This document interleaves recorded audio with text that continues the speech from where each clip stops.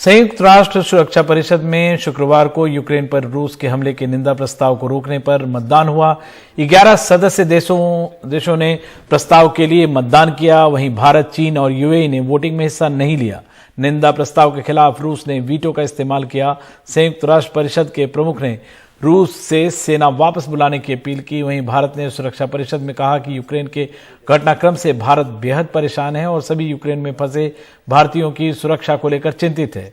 उन्होंने कहा कि हमें खेद है कि कूटनीतिक रास्ता छोड़ दिया गया और हमें इस पर वापस लौटना चाहिए। और इस पर ज्यादा जानकारी के लिए हम चल सकते हैं अपने सहयोगी उमा शंकर सिंह के पास। उमा, आप लंबे समय से ये कवर करते रहे हैं, क्या इसके मायने निकाले जाए? ये बहुत ही बड़ा फैसला है कि भारत, चीन और यूएई बाहर रहा। भारत ने जो ये स्टैंड लिया है उसके क्या मायने निकाले जाए?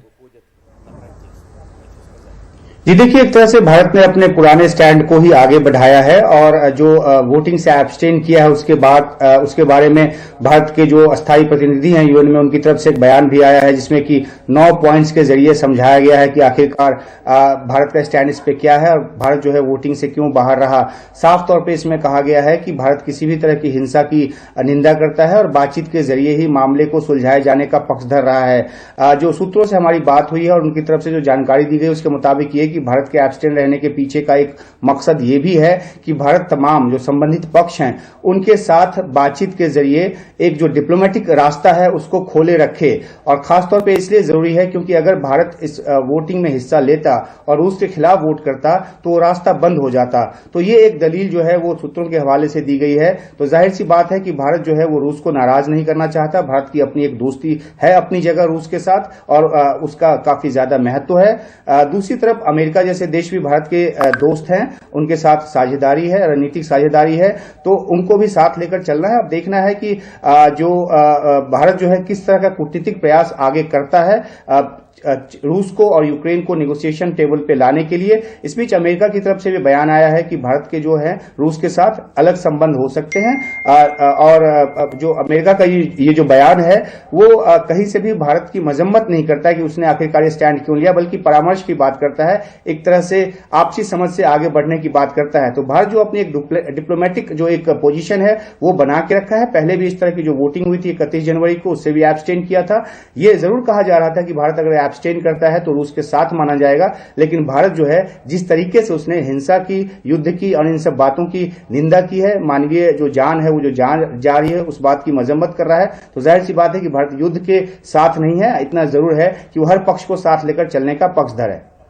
बिल्कुल। और एक बड़ी समस्या जो अभी देखने को मिल रही है उमा, जैसे कई छात्रों से हमने बात की हंगरी बॉर्डर पर, खार्किव में, कई लोग तो हंगरी तक चले आए हैं, लेकिन जो खार्किव में छात्र फंसे हैं उनके लिए क्या रास्ता दिखता है? क्योंकि वो बता रहे हैं कि वो एक रूसी जो बॉर्डर है, रूस वाला जो बॉर्डर है उसी तरीके से दिखता है। आपको क्या लगता है क्या उपाय किए जा सकते हैं वहां से उन छात्रों को वापस लाने के लिए?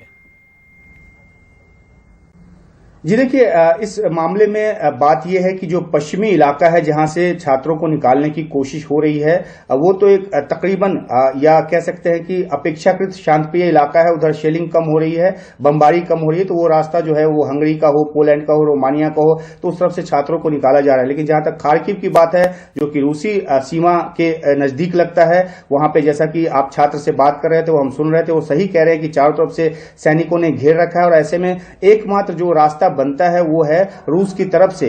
लेकिन इस तरह का इवैक्यूएशन का कोई अभी प्लान नहीं है, किसी भी तरह से आधिकारिक तौर पे रीच आउट नहीं किया जा सकता वहां।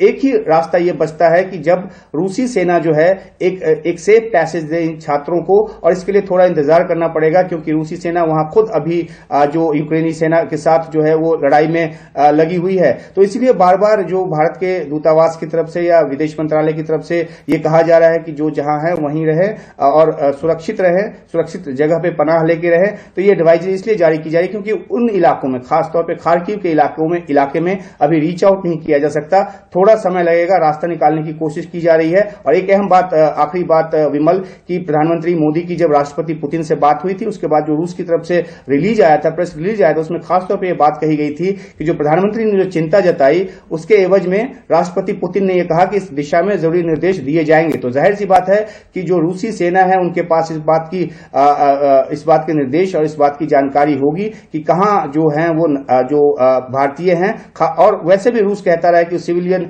इलाकों में वो टारगेट नहीं कर रहा है, लेकिन क्योंकि युद्ध की स्थिति है, कोई भी इसकी जद में आ सकता है। तो ये बात जरूर है कि रूस की तरफ से एहतियात बढ़ता जा रहा होगा, और जैसे ही जो हालात है वो काबू में आएंगे तो वहां से भी भारतीय छात्रों को निकालने की जो प्रक्रिया है वो शुरू होगी। बिल्कुल, हम उम्मीद करते हैं कि भारतीय छात्र, भारतीय जो भी नागरिक वहां पे फंसे हुए हैं, किसी जरिए बाहर निकले। इस पूरी जानकारी के लिए बेहद शुक्रिया उमा।